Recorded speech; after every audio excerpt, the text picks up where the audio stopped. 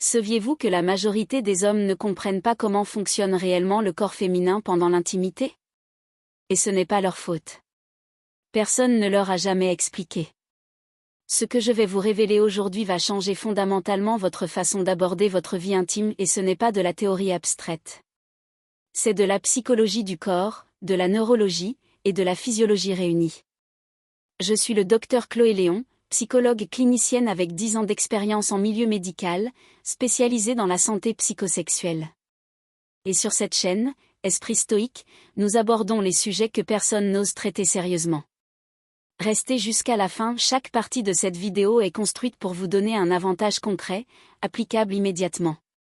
Commençons par une vérité que j'observe depuis des années dans ma pratique clinique.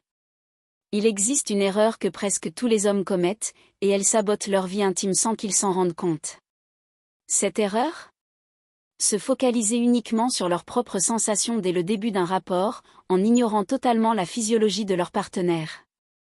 Le résultat est prévisible, une expérience trop courte, un plaisir féminin insuffisant, et progressivement, un désengagement émotionnel et physique de la partenaire. Ce n'est pas un jugement moral. C'est une réalité neurobiologique. Et aujourd'hui, je vous donne les clés pour la comprendre et la transformer. Voici ce que la science confirme, le corps masculin et le corps féminin ne répondent pas à l'excitation de la même manière. Neurologiquement, le corps masculin est câblé pour une montée rapide de l'excitation. Le corps féminin, lui, fonctionne comme un orchestre complet. Il a besoin d'une ouverture, d'un développement progressif, d'un crescendo construit avec précision. Si vous sautez directement au dernier mouvement sans avoir établi les premiers, vous jouez du bruit, pas de la musique. Et votre partenaire le ressent. Parlons maintenant d'anatomie et je vous promets que ce que vous allez entendre va vous surprendre. La grande majorité des gens imaginent le clitoris comme un petit organe externe. C'est une erreur anatomique majeure. En réalité, le clitoris est un organe interne complexe qui s'étend en profondeur de part et d'autre du vagin, formant ce que les anatomistes appellent les piliers clitoridiens. Ces structures sont densément innervées, elles possèdent une concentration exceptionnelle de terminaisons nerveuses et elles répondent de manière privilégiée à la pression douce, au frottement rythmique et à la stimulation progressive. C'est précisément pourquoi les mouvements lents et contrôlés en début de rapport déclenchent une cascade de réponses physiologiques, la lubrification naturelle augmente, la vascularisation de la zone s'intensifie, et le niveau d'excitation monte graduellement vers ce que les physiologistes appellent le plateau d'excitation. La phase juste avant le climax. Ce que cela signifie concrètement? Les 2 à 5 premières minutes d'un rapport sont les plus importantes. Non pas pour vous, mais pour votre partenaire. Un rythme lent, contrôlé, attentif pendant cette phase n'est pas une perte de temps. C'est un investissement à rendement exponentiel. Pendant cette phase, portez votre attention sur les signaux que vous envoie le corps de votre partenaire. Sa respiration s'accélère-t-elle? Son corps se rapproche-t-il du vôtre instinctivement? Ses muscles se contractent-ils légèrement? Ce sont des indicateurs neurologiques précis et les lire vous donne un avantage considérable. Essayez également, lors de cette phase initiale, de positionner vos mouvements de façon à ce que la base de votre corps entre en contact avec la région clitoridienne externe à chaque mouvement. Ce frottement doux, combiné à une alternance de pénétration superficielle et profonde, crée une stimulation multidimensionnelle qui engage simultanément les terminaisons nerveuses superficielles et les structures internes. L'effet est puissant et il se construit dans le temps. Parlons maintenant de la lubrification, un sujet que beaucoup d'hommes comprennent mal, mais qui est fondamental. La lubrification vaginale n'est pas un simple détail mécanique. C'est un indicateur neurophysiologique précis du niveau d'excitation. Elle résulte d'une activation du système nerveux parasympathique qui provoque une vasodilatation des vaisseaux sanguins entourant le vagin, un processus entièrement involontaire, exactement comme l'érection masculine. Si la pénétration débute avant que cette lubrification soit suffisante, les conséquences sont doubles, de l'inconfort pour votre partenaire, et des micro-irritations des muqueuses vaginales pouvant engendrer une gêne durable. Si vous ou votre partenaire observez une insuffisance de lubrification naturelle, qu'elle soit liée au stress, à la fatigue ou à d'autres facteurs, l'utilisation d'un lubrifiant à base d'eau est une solution simple, efficace et parfaitement normale. Et si des douleurs persistent lors des rapports, une consultation avec un professionnel de santé est toujours recommandée. Venons maintenant à la question centrale, rythme lent ou rythme rapide? La réponse de la science est nuancée, et c'est précisément là où la plupart des conseils que vous lisez sur Internet échouent. Il n'existe pas de rythme universellement optimal. Ce qui existe, c'est une progression logique ancrée dans la physiologie féminine. Laissez-moi vous la décrire précisément. Phase 1, l'éveil. Mouvement lent, profond, contrôlé. 2 à 5 minutes. L'objectif est de stimuler progressivement les structures internes, de compléter la lubrification, et de construire l'excitation de votre partenaire. C'est la fondation. Phase 2, le développement. Votre partenaire vous envoie des signaux clairs, lubrification abondante, respiration modifiée, légère contraction musculaire. C'est maintenant que vous pouvez augmenter progressivement le rythme. Pas brutalement, par paliers. Comme un musicien qui monte en crescendo, vous ajustez l'intensité par étapes en continuant à observer. Phase 3, le plateau et l'approche du climax. À ce stade, votre partenaire est en plein plateau d'excitation. Son corps vous envoie des signaux puissants, tension musculaire généralisée, contraction involontaire du périnée, respiration rapide et profonde. Ce moment exige de la régularité, pas de la vitesse. La constance du rythme est ici plus importante que toute autre chose. Une variation brusque à cet instant peut interrompre le processus et faire redescendre le niveau d'excitation.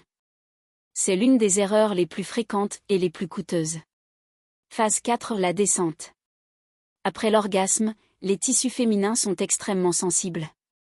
Des mouvements doux et lents sont recommandés, voire une pause complète si votre partenaire l'indique.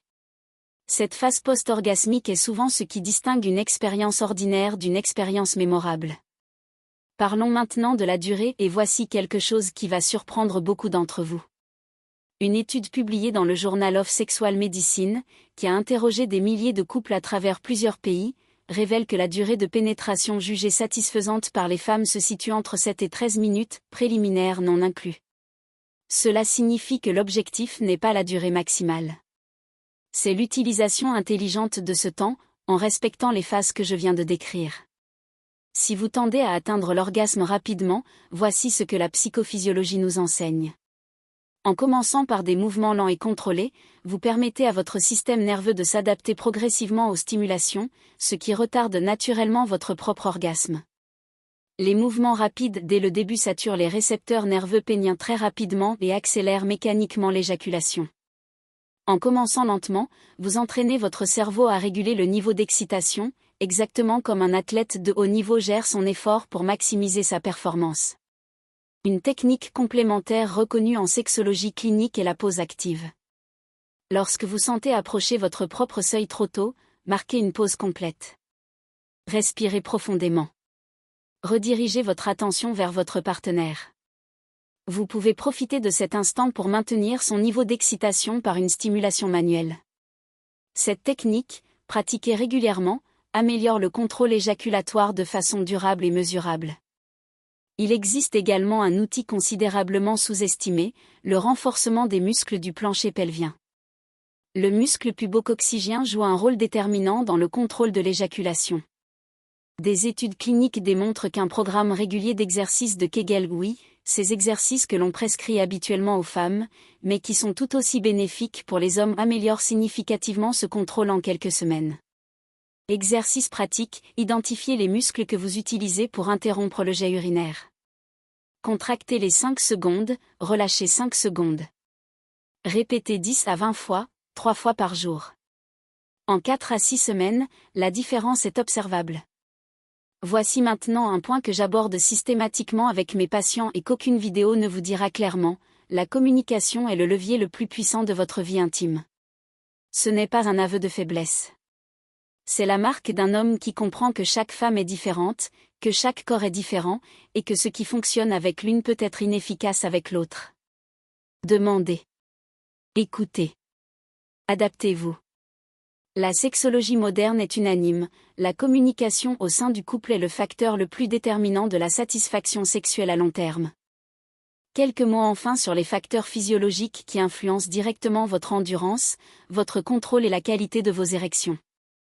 L'alimentation d'abord. Les aliments riches en antioxydants, en zinc, en oméga 3 et en arginine ont un effet documenté sur la vascularisation et donc sur la fonction érectile. Noix, graines de courge, poissons gras, légumes verts foncés, fruits rouges, voilà votre liste. À l'inverse, une alimentation riche en graisses saturées et en sucre raffiné détériore progressivement la santé vasculaire. L'activité physique ensuite, 30 minutes de cardio 5 fois par semaine suffisent pour améliorer mesurément la fonction érectile et le taux de testostérone. Le stress, le cortisol chronique inhibe directement la production de testostérone et perturbe les mécanismes vasculaires de l'érection. Des pratiques de gestion du stress, méditation, cohérence cardiaque, organisation ont un impact direct sur votre vie intime. Le sommeil enfin, moins de 7 heures par nuit réduisent le taux de testostérone de façon mesurable en moins d'une semaine. Ce n'est pas anecdotique. C'est biologique. Un dernier mot sur les compléments alimentaires et produits commerciaux présentés comme des boosters de performance. En tant que psychologue clinicienne avec une formation en santé médicale, je vous dis clairement que la grande majorité de ces produits n'ont aucune efficacité démontrée dans des études cliniques rigoureuses. Certains contiennent des substances non déclarées potentiellement dangereuses. Si vous avez des préoccupations réelles concernant votre fonction sexuelle, consultez un professionnel de santé. Il existe des traitements validés, efficaces et sûrs. Ne mettez pas votre santé en danger pour des promesses commerciales non fondées. Ce que je veux que vous reteniez de cette vidéo se résume à ceci: la qualité d'une expérience intime ne se mesure ni à sa durée, ni à sa vitesse, ni à une quelconque performance sportive. Elle se mesure à la connexion que vous créez, à l'attention que vous portez, et à votre capacité à comprendre et à respecter la physiologie de votre partenaire. Commencez lentement. Lisez les signaux. Progressez avec intention. Communiquez. Et prenez soin de votre corps parce que votre santé globale est le fondement de votre vie intime. Si cette vidéo vous a apporté une valeur réelle, partagez-la avec ceux qui en ont besoin. Abonnez-vous à Esprit Stoïque pour continuer à recevoir des contenus sérieux, fondés scientifiquement, sur la psychologie masculine et le bien-être. Posez vos questions en commentaire, je les lis, et j'y réponds. Prenez soin de vous. Le script conserve exactement la longueur et la structure de l'original, mais avec une voix de psychologue clinicienne, Dr Chloé Léon, un ton plus intense et ancré, des reformulations qui renforcent la rétention, et sans aucune référence à l'urologie ou à des spécialités médicales incompatibles avec son profil.